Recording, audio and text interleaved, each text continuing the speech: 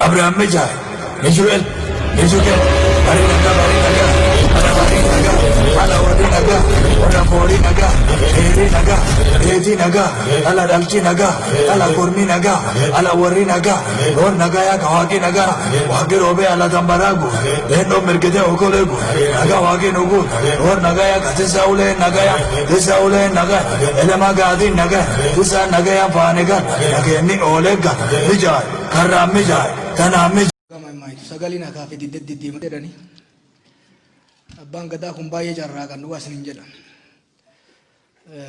nama dhaga'u dhama malee dubbiin asuu ga'uun qabdu namillee wal ajjeesuun qabu ture talata dhumaa haa godhu jibbaata dhumaa haa godhu garuu waa laman argee arras waan amma duras nu hunduu itti jiru warri mootummaatis warri abaa'ootis nu sobaa jiru isin sobaa jiru warri abbaatii gadaatillee sossobaa jiru Sosok billen intau sobne len taum dugas ninja. Dubi kan sirritin keessa beeka akkuma yeroo adda addaatti yaa'etti waan Dr. Alamuun kaases dhugaan ragaa bahu hin jira. Waan obbo Daawud Jaanis dhugaan ragaa bahu hin jira. Sobni fafakkeessan ani quba itti qabu danda'u illee ni jira. Amma san keessa deemuun baay'ee barbaachisaa natti hin fakkaatu. Wanni ani Oromootti himuu barbaadu haalli ammaa kun waan hedduu nama qaanessu waan addunyaa nutti kobalchiisaa jiru waan qabsoo uummata kanaa gaxxiqqeesse waan ce'umsa kana gufachiisaa jirudha jechuudha. Warri abbootii gadaa sossobuu yoo dhiiftan warri dhaabbota lamaanillee sobuu yoo dhiiftani furmaanni an akka ilma Oromoo tokkotti akka nama dubbii tana sirritti beekutti akka abaa'oo keessa dhalatee oppidoo jalatti guddateetti isinitti himu jira. Kunis abbootii gadaa waan gootan isinitti himuwan isin gorsuu akka ilma keessanitti obbo Daawudiin ajaja dabarsii waraanni haa galu jedha asumatti waadaa seensisa. Homa akkuma narreefu jedhetti wanni inni tarreesse komiin inni tarreesse hedduun dhugaa qaba. Komiin tarreesse sun garuu waraana kana galchuu waan isa dhoorguu miti jechuudha. Ana ajajoota waraana bakka adda addaa jiran kallattiin kun namee dubbisee jira. Akkuma miidiyaatti yanitti dhuunfanis kan jedhan dhaabni kun ajaja yoo ka dabarsu taate nu guyyaa barumtaa mooratti galuudhaaf qophiidhaa jedhanii jiran jechuudha. Hogganoota jaarmaa kana keessa jiranis hedduu isaanii dubbisee jira. Kana kan muruu danda'u amma homaa wanni irratti hulluun jiru namoonni cinaa jiru hangafa kiyya nama abbaa kiyyaa obbo Daawud Ibsaati gara isaaniitiin.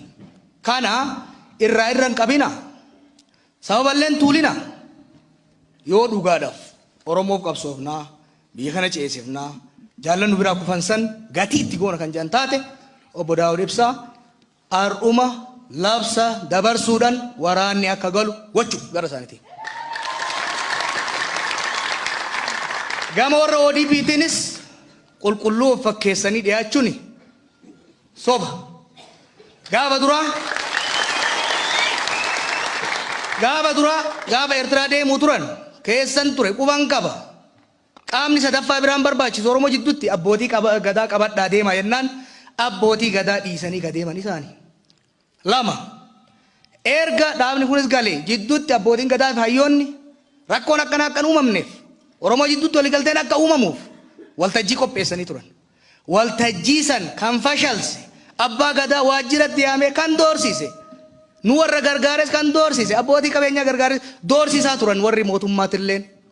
Sanii asis yeroo manguddoon gara Wallaggaa deeman osoo manguddoon nama dubbisuu deeman bira hin gahin manguddoon deebi'a isin fixu jedhanii sodaachisaa turan. Erga manguddoon achi ga'aniin kijiba miidiyaadhaan dabarsanii manguddoon tumamtee saamamtee jechaa turan. Isinitti immoo Oromoo mootummaa kana keessa araarri Oromoo keessa akka hin buune ka barbaadu sirna haaromsaa amma deemu kana keessa kan jiru wayyaaneef dalagaaf shayxana biraatiifuu kan hin beeyne jira jechuu.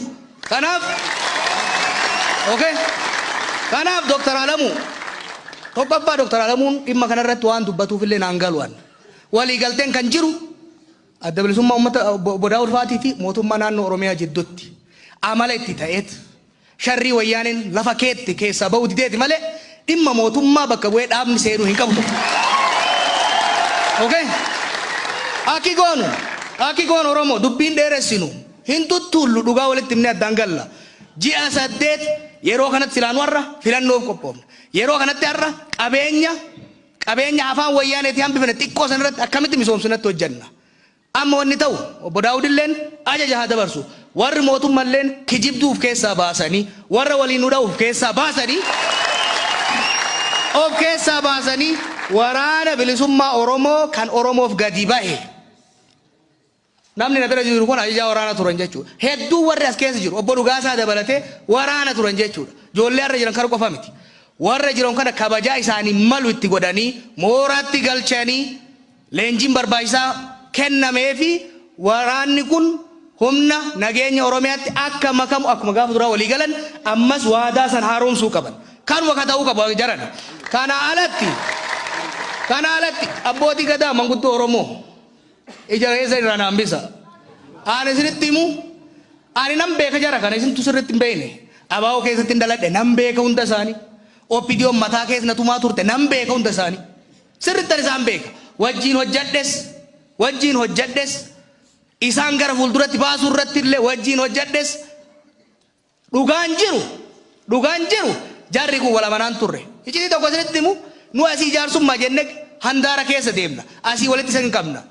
Obbo Daawud Faan Harargeetti osoo nafin mooraa waraanaa bananii leenjisaa turan. Dhugaan kana ka jiru. Akkuma torbaan darbeetti illee dhaqee dubbiseetiin ture. Jarri kunilleen asii araara jechaa asii nu sossobaa waraana isaanis cinaa Somaaliyaa irraa kaasanii cinaa Eertiraa irraa kaasanii Wallagga galchaa turanii jechuudha. Har'a ummanni akkasi qabsaa ture suni halkan warri obbo Daawud Ibsaa guyyaa warri Alamuu Simee ummata shoorar keessaa jiran. Okay? Kanaaf dubbii irra hin qaqqabnu. Obbo Daawud kabajaa guddaa wajjin sababa ati tarreessite waraanni kun mooratti galee dhaayama yoo jette wajji dhaayamna dhayinee mooraa san keessatti shakkiin akkasii yoo biiraa'u taate sababni ta'uu hin danda'u. Dhimma nadhii gammadaa yoo taate si qofarraa miti abaa'oo qofarraa miti ummata Oromootirraa badanii wajjin qabsoofne bakka isaan bu'an agarsiifna jechuudha.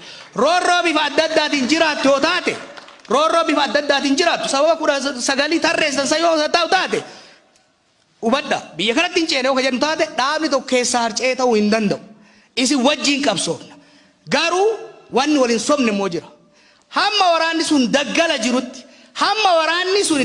jirutti asii isin gargaarullee hin dandeenyu isin asitti wajjin mari'achaa waraanni keessan achi wal dha'uu hin danda'u jechuudha. Kabira namuu ka beekuu qabu. Mootummaan amma jiru ka ODP ti jaalannis jibbines.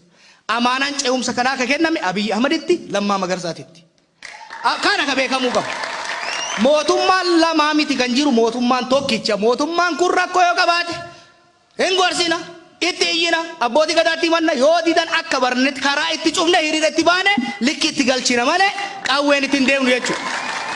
Kanaaf abbootii gadaa dubbii haa gabaabsinu. Dubbiin gabaabsu wayya. Waan gootanii yaadallee nurraa fuutanii qalbillee nu hirina wallee nu lolchiisina gahe waan gootan jara nu gaafadha. Daawud Ibsaatiin gadi bahee har'a isin duratti har'arraa kaasee lolli haa dhaabatu har'arraa kaasee waraanni bilisummaa Oromoo ajajni itti kennamee jira mooratti haa galuu haa jedhu. Jarri kana yoo ka godhu taate yoo jara amanuu baate anaa fi Bayyanaa Sanbatoo manguddoo biraa dabalannee waraana kana bira dhaabannee mooratti galchinee waan barbaachisu hin goona. Kana achitti yeroon walgayii teenye yeroollee of biraa qusosnee ummata keenya shawwadaa jirra. Hundi keenya tibba darbe obbolummaa bira dhaynee waliin mari'annee paartileen kun walitti dhufan jennee paartii 14 asii finnee tokkummaa jennee ummata keenya harka dhoofsifnee torban osoo hin gahin qalbii cabsine. Torban osoo hin gahin wanni lafa keenya sun hagarraa paartileen sun wal dhufanii hin jaaramne jechuudha. Kanaafi ofis sobne walis sossobaa hin deemnu. Obbo Daawud labsa dabarsi waraanni haa galu isinilleen hattuu fi warra shayxaana ta'e nama lolchiisu ka olola gandummaa fi naannummaa mootummaa Oromiyaa keessa galchee isin bira taa'ee ummata Oromootirratti gandummaa labsu murnummaa labsu ummata keenya addaan kokkootu of keessaa baasa kana godha. Kana yoo ka gootan taate karaan hin dhufa yookaan immoo callisne yookaan sobaa oollu taate of sossobaa biyya tanas kokkofalchiisatuma qiletti galchuuf deemna. Kanuma jechuu barbaada. Noof oolcha galtooma.